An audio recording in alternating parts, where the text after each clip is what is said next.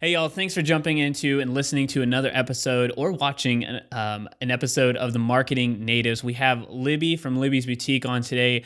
She has been with us for about 5 years now, online clothing boutique. She went from a little spot inside of a spa to a little bit bigger location to a much larger location. So she's moved up. She's selling really well online, and she's just had a ton of success and very humble, but she shares her story and how she's gotten this way. We're going to be talking about a lot of amazing things. I think if you are somebody who is either starting out and selling online, or if you are an established brick and mortar who wants to sell online, this is an amazing episode for you, or somebody who just loves to hear a good success story from a small town and making it to a successful online business. We're going to be talking about how to grow and scale an online clothing boutique. We're going to be talking about the tools and strategies Libby's uses to create real relationships with people online that they've never met before, and how you should define success in your online business. All this and a ton more. Check out the episode. This is the Marketing Natives, providing actionable ways to grow, improve, and succeed in your business. And now, your hosts, Christian and Aaron. Libby, thank you so much for joining us on another episode. And those of you who are listening to another episode of The Marketing Natives, super excited to have you here. I think it's been a long time coming. You were actually, I think, our first guest for our Tip for Tips show, right? Mm-hmm. Yeah. Way back when. Way back when we were recording. It was a little crazy. But for those who don't know who Libby is or what Libby's Boutique is, in your own words, could you tell us a little bit about who you are in the boutique? We're just a full size boutique. In other words, we carry, women's apparel and shoes and handbags, all the good stuff that women like. We're located kind of like in small town America. Been in business for 5 years now. Gosh, almost going on 6. Retired from teaching and opened a boutique and just been at it ever since. Wow. And so you said retired from teaching. So how did you get started with this? Did you just quit teaching? You're like, I'm going to go open up a boutique, and that's how it happened? Or no, actually not at all. I never even thought about it. It wasn't something that was on my radar or anything like that. One day my sister-in-law just said, you should open a boutique, and she told me where she thought I should open it. And, I just started thinking about it. And the more I thought about it, the more consumed I became with it. And I went and asked a local girl that owned a salon. It was a very large salon, so she had room. I just asked her if she'd ever consider me just starting out this little hobby of mine and opening a boutique. And that's just kind of where it started. And I had a very small area in her boutique, but quickly grew from that very small, like rectangular space to she moved her chairs clear over to the other side of her salon, and I had half of the salon at that point. So it was just it was an easy transition for me, because women, they come in to get their hair done and whatever. And so while their hair's processing, then they start looking around. So, that kind of helped the success of the boutique quickly because of that. Have you seen that done before? Like a boutique inside of a salon like that? Maybe not the size of mine, but there's sometimes maybe little just, areas, pop-ups maybe inside some boutiques. But, other than her owning the store and it really being her salon, I kind of had half of her business taken up with, all of my things. So I guess at what point did you decide that was too much, or that you guys were like, was there something you were like, okay, we've grown so much, like I need to leave this space because I need more of a space? Was there something that you're like, okay, sales are going up, or you just felt like you were just outgrowing it? What made you make that move? Actually, she decided to move her salon uptown in the same town, which I could have moved with her as well. But I had already been thinking about trying to, New York State's a pretty small town. And I felt I had a gentleman from Independence who had asked me several times to bring my boutique over there. And I thought, it might be a good time to think about that. Independence is a bigger town, considerably bigger, as far as population goes. And so I went over there, and this particular location was very, very good as well. It was inside like this little international mall where there was coffee shop. So people were constantly walking by it. And, just decided to actually, I kept the boutique. Before she moved, I actually had the boutique in both locations. I had one in Neodesha and one in Independence, and we had begun to be online. So it was just a lot, and I kind of had to make a decision to just stay in one location as well as have the website. So that's when I kind of decided just to be permanent in Independence with just one boutique. Wow. And then, since obviously we have a little bit of background, we understand that, but like how long were you in this location? Because now you're even in a bigger location, and hopefully as this video comes out, or if you're listening to it on podcasts, go check out the video. If you're not watching on video, hopefully we'll be able to show some spots of her current space, which is amazing. But how long were you in that second location, and then you decided, okay, I need to move to this third location, or to the place you're at now? I was there about 2 years. It was a great place to start in Independence. Like I said, I had instant traffic. But it was very successful there as well, but it was small, and I didn't really have anywhere to keep a whole lot of extra inventory. And I went to a boot camp in Colorado. It's called Destination Boot Camp, and it was just about how to grow your business and things, and just kind of got me thinking about the idea of opening something larger. And so I came back home from that boot camp and started looking at buildings, and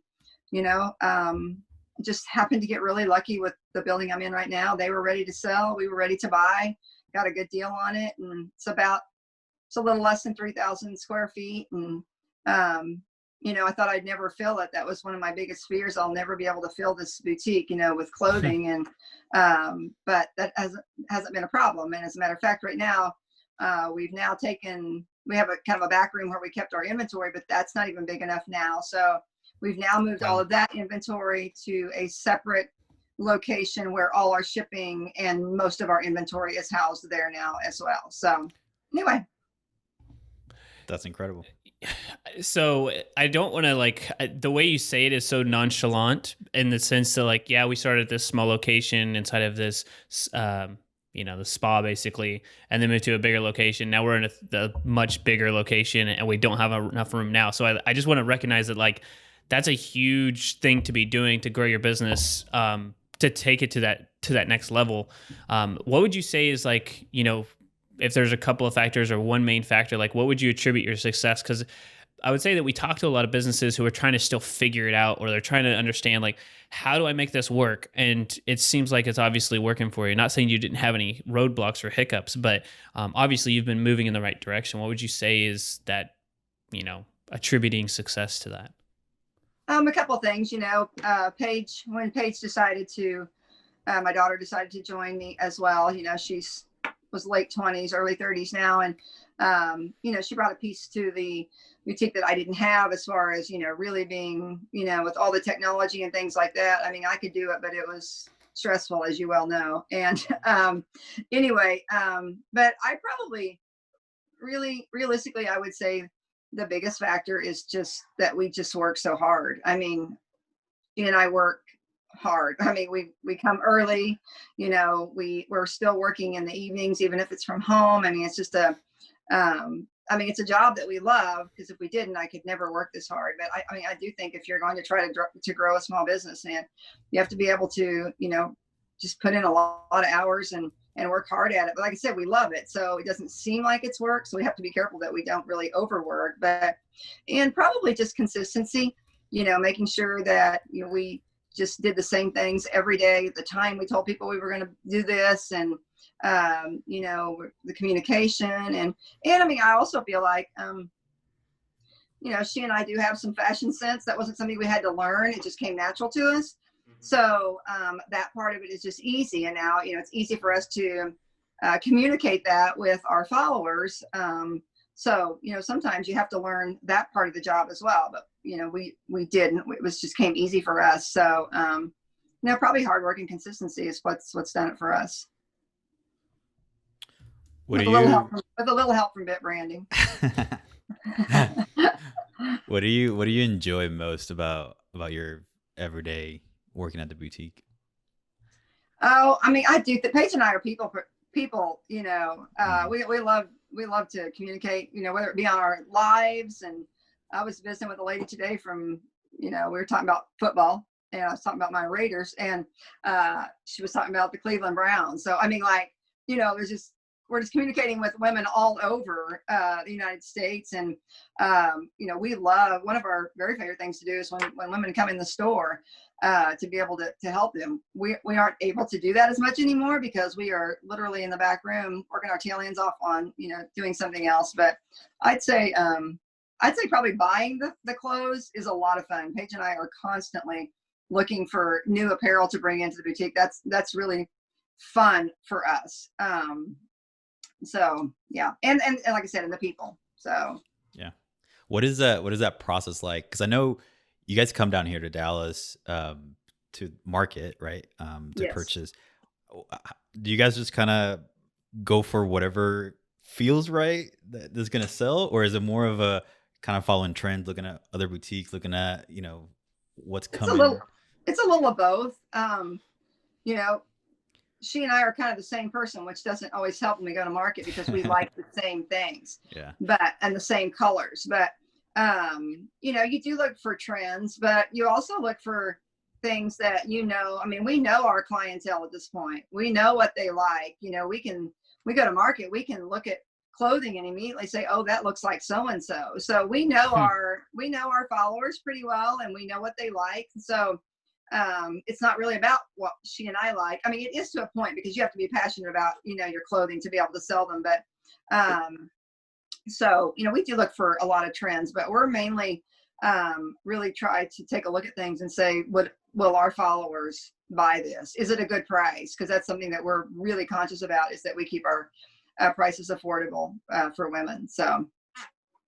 Yeah, and I was gonna say, one of the biggest things that I can see from an inside point standing out is that your guys' return customer rate is like probably one of the highest I've ever seen across like any type of industry. And I wonder if it's just because also you guys, for those who are listening, don't know, like you guys are on video pretty much every single day, without as a default. Uh-huh. And I mean, we can talk about comment sold here in a second, or like your guys' live video sales. But I think that to your point, like the consistency, that's a huge factor. But just something to bring up, like you guys know your customer so well. And then I guess they just know and trust you because that customer retention rate, or the fact that they come back is like, it's insane. It's really crazy.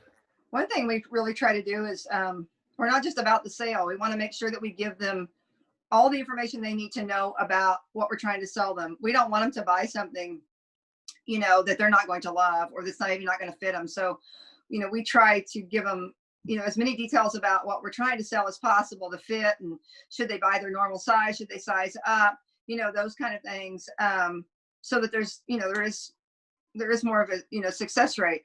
So, and that also, it just comes back to having like a good relationship with them. I mean, like, we don't just get on and start selling clothes. I mean, we have conversations with them, and these women we've never even known before. We feel like we know them because like we talk to them all the time, just through the live, them asking questions. But I do think the return rate is more that they love what they get because we've done a pretty good job of telling them what size they need, so they're not having to return it. And that's really the bottom line. I mean, if they get something in the mail, or even here at the boutique, they buy something and they love it when they get it, they're going to be a return customer. So that's awesome. It's just, we really try to be honest. How do you guys build? So like, you had a storefront obviously, and people could come in, and so you could build a relationship. So it's like you, and then I know like you have some other people involved even before Paige, and then now Paige, like you said, but you guys are so busy now.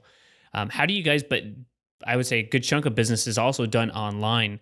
How do you guys build relationships with people that you've never met before? Like not only through the video, but like, is there anything else that you guys are doing to build that relationship? And other than the fact that they just like the clothing, or what's involved? Well, I mean, I do, when we have a lot of, anytime somebody shops with us for the very first time, I personally write them a note, it's not just, it's a personal note, talk to them about what they bought, and, maybe where they live, and, just try to build that first initial, and let them know. We send them emails, after they bought, thanking them again for it.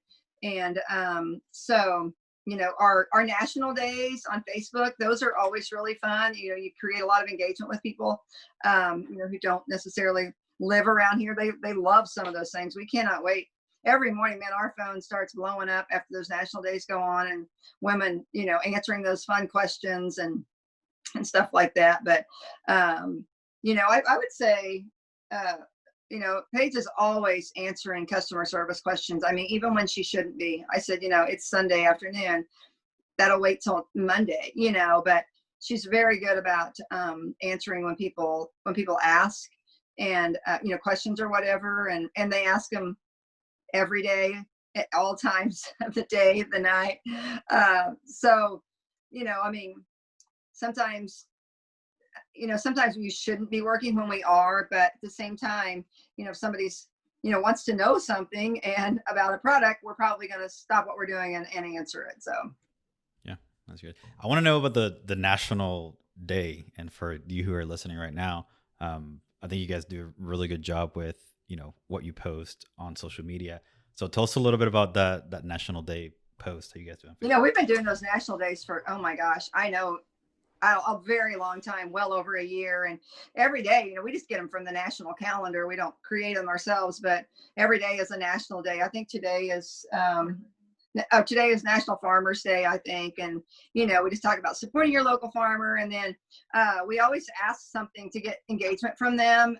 Today it was like, who's your favorite farmer that you want to recognize today? And then we always give a $5 gift card. We pick somebody at random every day. We do that on our story on Instagram now, and we also do it on Facebook. So every day we're giving away $10 just to women who comment on them. And but we get some really good responses from some of them. And some of the national days are just a hoot. But anyway, so that it does.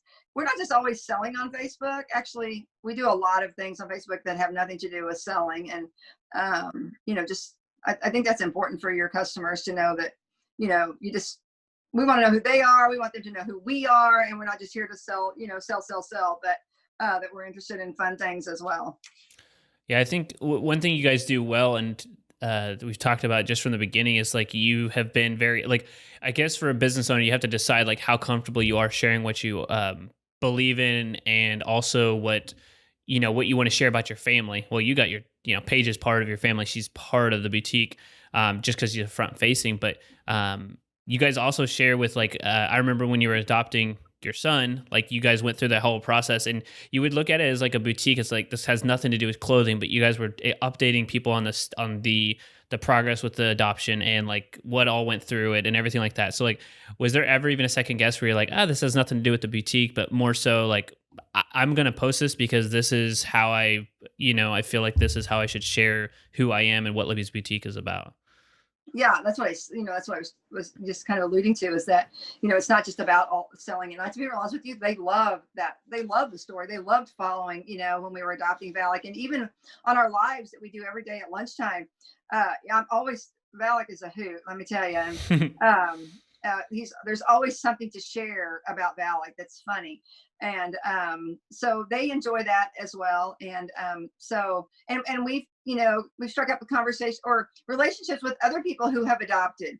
So you have that, that one-on-one with them as well. And they share their experiences when we're doing our lives. They'll tell something about adopting or whatever. And we do a mission every day at noon. We give back to somebody, some organization, something. And, we just want to make sure that, we're not just here, like I said, we're not just here for the money. We're not just here for the sale. We're here to, really bless other people, because obviously we have been so incredibly blessed my whole life. And now, for sure with the success of the business. So, just feel like we've been blessed to be a blessing to somebody else. So we do that every day at lunchtime as well. Lunch with Lib. Explain this. So I know, and it may have changed to just because of this whole pandemic thing, but previously I let you explain what is Lunch with Lib, and kind of explain that for people who don't know. Okay. So Lunch with Lib started out every day at lunchtime. we came on and, did something. Sometimes we had a guest on or whatever, and talked about something that was going on in the community, or, just a plethora of different things. And Lunch with Lib now has kind of evolved into, there are live that we do every day at lunchtime with women on their lunch. And so we kind of changed it a little bit now. It's like live with Lib at lunchtime. And that's, and I mean, women will flat tell you right on there that they cannot wait to hop on at lunchtime to see, what it is that we're, what we're having on there today as far as apparel or, whatever. So we've been doing Lunch with Lib for a good 2 years, I think now. It's been since we were, let's see, I think I started that over at the other shop. So a good 2 years now we've been doing Lunch with Lib, and it's just been, we're pretty consistent. We're on every day at lunchtime. And so, that's when you have a good following. If you're there every day, when you tell them you're going to be there, then, women join you. So. Did you struggle with doing videos, or more specifically live videos? Well, not anymore. No, I don't even, to be honest with you, I don't even think about what I'm going to say on a video before I do it. I mean, I've just done so many of them at this point, and I'm never have been really too much of one to not be able to speak on camera, but it's just easy for me. I mean, I know it's not for everybody. I understand that, but for us, it's easy. We don't rehearse what we're going to say. We're live, and whatever it is what it is. So it's good. I was going to say, I remember like early days, you're like, we got to do this whole video thing. Like, I mean, yeah, it was just kind of rough, but now you've probably, I mean, who knows how many. Facebook would probably tell us, but I mean, you've probably done thousands of videos at this point, like literally thousands. So sure. It is, I think you alluded to it earlier. It's part of that consistency, and that's kind of like the consistency with the videos and everything else. Yeah, actually, before we started this a little bit ago, right before we came on, Paige said, do you know what they're going to ask you? And I'm like, oh, no, I didn't even think about that. So even with this situation, I'm like, okay, I guess I hope I can answer the questions, because I don't know what they are ahead of time. So yeah, we've done a video or two. So. Yeah. People who are starting out, like you just said, video was easy, easier. It came easier. And obviously you guys have had a lot of success with the boutique. What advice would you give to other new boutique owners, or like even online store owners? Like, what advice would you give to them to help them if they're just starting out, or maybe in a rut right now?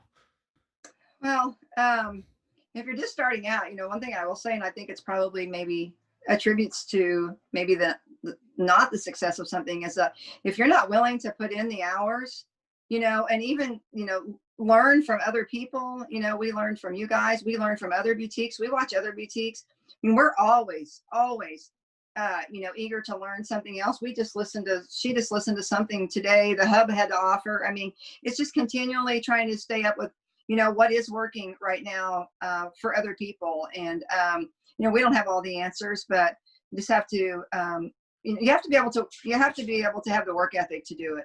If you don't, then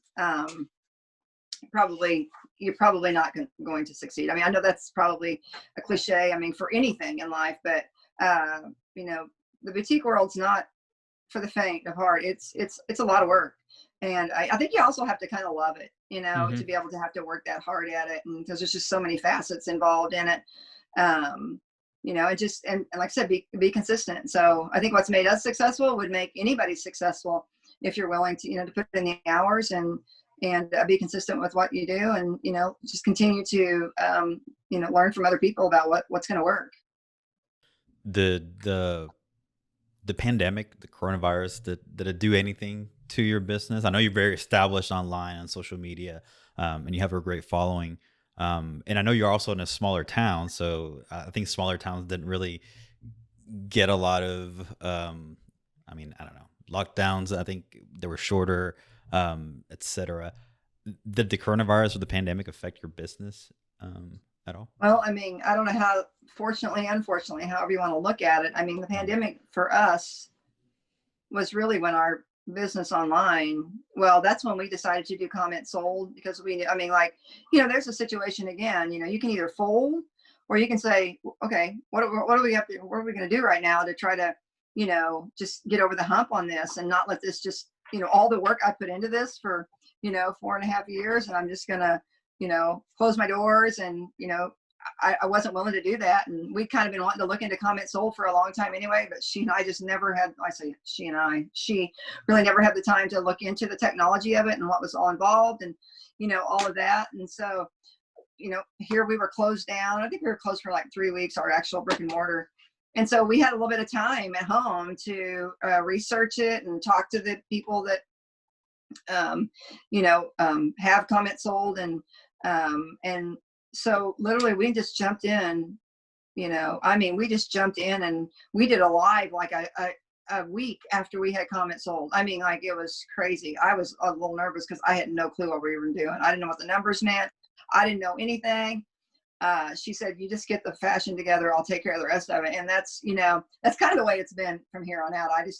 I take care of all the fashion part of it, and she just does all the technology. And not that she doesn't do the fashion, because she certainly does as well. But, we just, our lives just, I don't know, they just took off. And, and we gained a lot of, followers, and you don't just lose those followers just because, everything begins to open up again. You pretty much retain them. And, so, yeah, the pandemic for us, because there was just a lot of women that were, I thought maybe nobody wanted to shop online. They were worried about their jobs or worried about money or whatever. And for us, it was literally the opposite. I just was blown away at how well our lives just took off.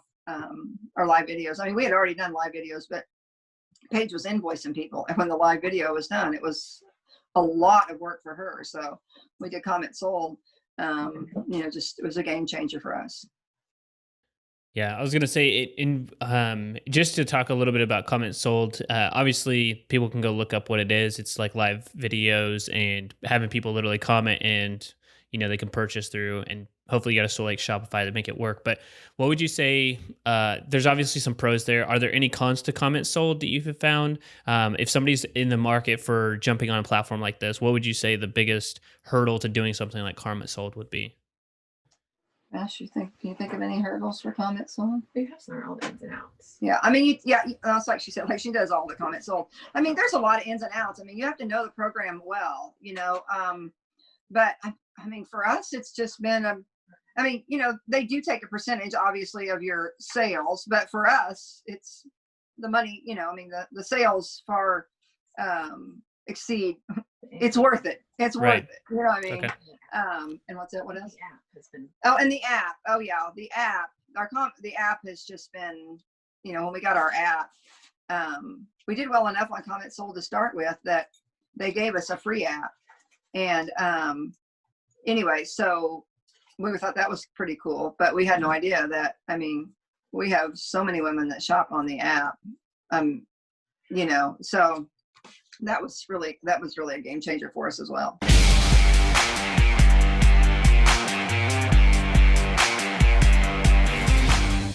You had brought this up before, so, you guys do our ads for us and retargeting and all of that. And, now that a lot of people go to the app, for comments sold, some of those, it's hard to whatever that word is that you guys use, bring them back to the website because maybe they were never on it to start with because they just went to the app. So, how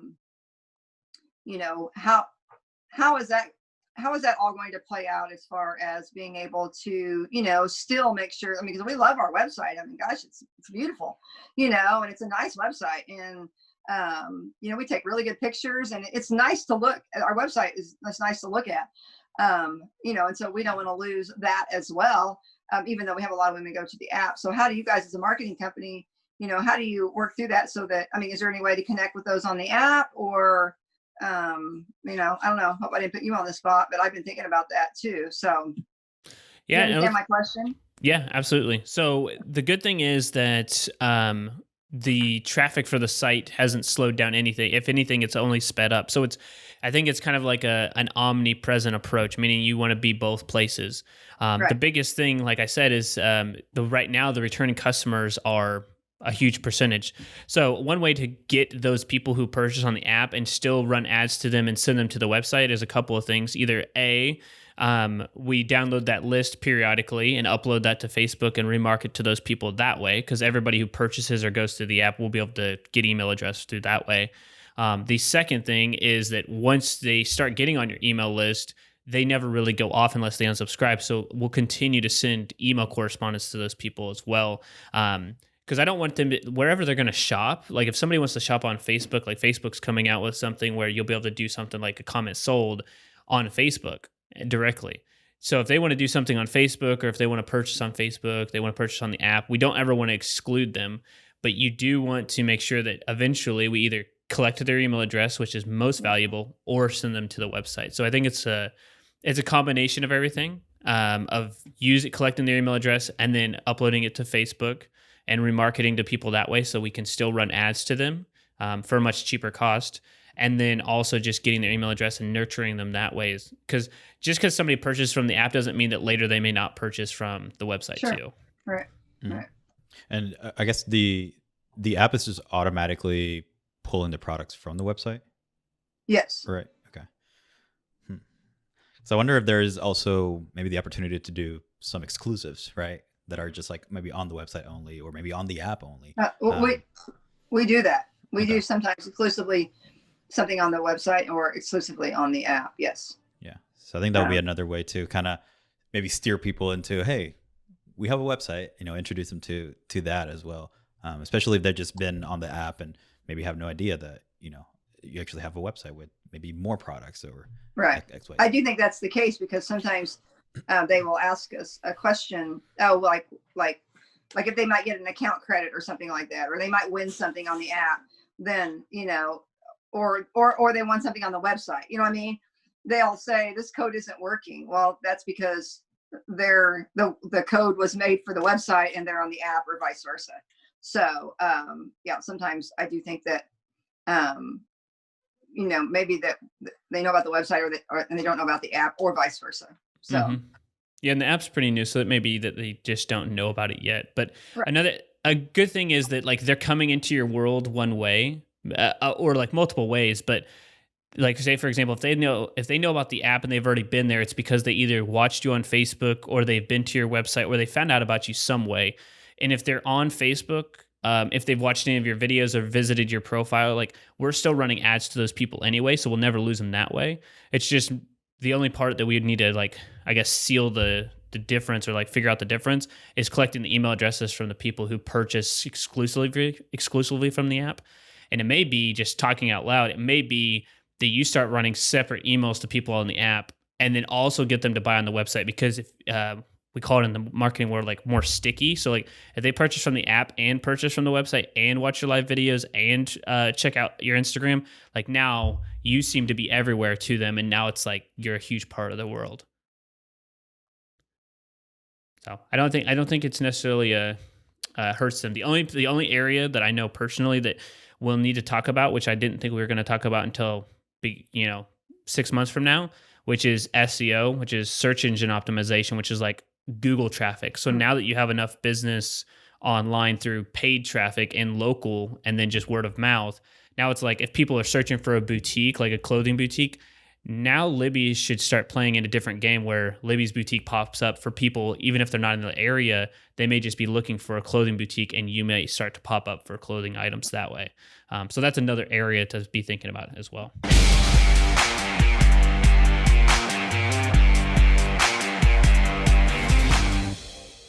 What's your current Netflix binge or online platform like Amazon or Disney Plus or anything like that? Well, to be honest with you, I don't hardly ever, I don't watch much anymore. I'm always doing something with the boutique, and that's sad. But I like it. So it's not like I feel like I'm missing out. I tried to watch Yellowstone, but it was it was too graphic for me, so I couldn't do that. And so every now and then I might sit down and watch an NFL football game like yesterday, but other than that, I don't watch much TV at all. I do like to read nonfiction. I like to read books that are inspirational, whether it be oh, I don't know, like oh goodness, Joyce Meyer or something like that. I do like to read like that. But if I have spare time, I mean, I have a child now, so I don't seem to have another child, I should say. I don't have a whole lot of time to be watching anything. So never been a big TV watcher anyway. I can see that. Wasted time. Mm-hmm. I could be doing something productive, right? Mm-hmm. Type A in you right there. All right. Next question. What purchase of $100 or less has most positively impacted your life? Let's say in the last 6 months or recent memory. Gosh, $100 or less.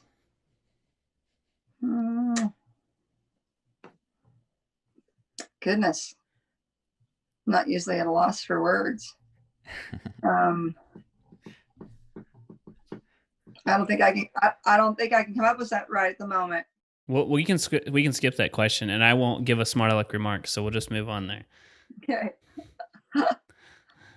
For those who don't know, Libby was a teacher of mine, so there's a different type of relationship for the people who are like, "Wow, why would he say that?" That's just our We go back and forth. Yeah, when she's talking about a football game, she was being very nice because I'm a huge Chiefs fan. She's a Raiders fan, and she wants to rub it in my face very badly. So that was very respectful of her to just move on. Took advantage of a situation. Yes. So I guess going back to that book, I do want to know, or to the book side, if we're not talking about Netflix, I am curious, what if for a nonfiction book, and you could only read one of them, we'll say quote unquote, binge this one over and over again, what would be what book would you grab? Oh goodness. I read a lot of Charles Stanley, which, I mean, he's an older minister, but so full of wisdom. I could probably like Battlefield of the Mind by Joyce Meyer. It's just a really good one that I've read, a couple of times, because everybody has problems with, the mind and where it goes and things like that. But she's probably my favorite as far as author goes. If I were going to, binge read, it would probably be a lot of her books. So what about this one? What do you wish you had known when you started this whole endeavor?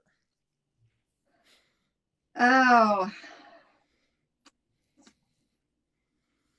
gosh.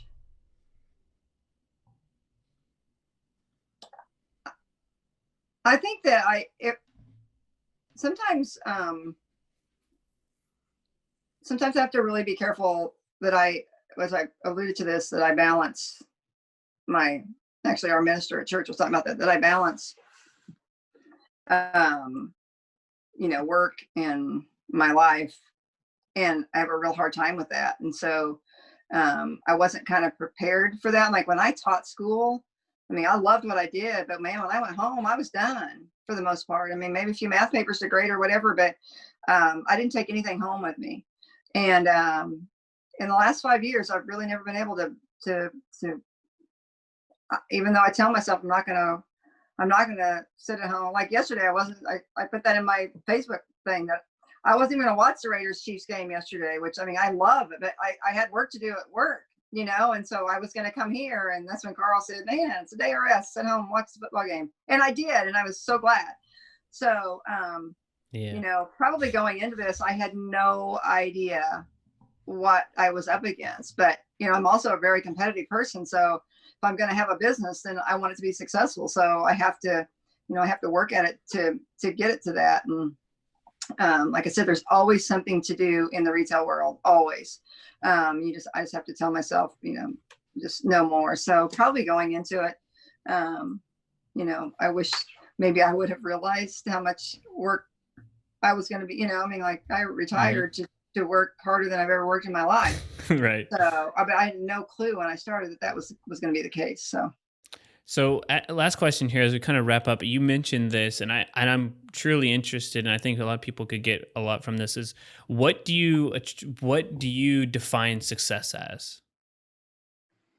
Oh, well, I will say that even though I love, what I do here, I mean, it does not define who I am, as far as I'm a successful person. I mean, for me, I'm a successful person because that's who God says I am. You know what I mean? Like I'm worthy and I am enough. So my success doesn't come from, or I guess I should say maybe my self-esteem, those kind of things. They don't come from the boutique at all. I do love what I do here, but very confident in who I am, and it has nothing to do with fashion or anything like that. I just, I've had a very blessed life, and I'm very thankful for it. And so for me, success is just more of, trying to live out the plan that God has had for my life. And that's what I think everybody should think of as far as success goes, and not necessarily how much money you're making or how successful your job is. So The perfect answer. I knew you'd have the perfect answer for that. I don't think that, I don't think you don't have a direct answer for that, but I think that encompasses and should encompass what success is for everybody. So I think that's a good round answer for that. So thank you.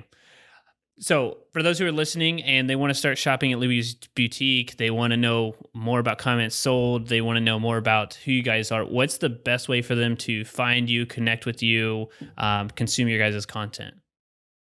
Of course, you can always send us an email, shop@libbysboutique.net. That's the best way to get a hold of us. They can shop on our website, libbysboutique.net. They can shop on our app. They can go, wherever you download your apps, your app store, find Libbys Boutique or Pink.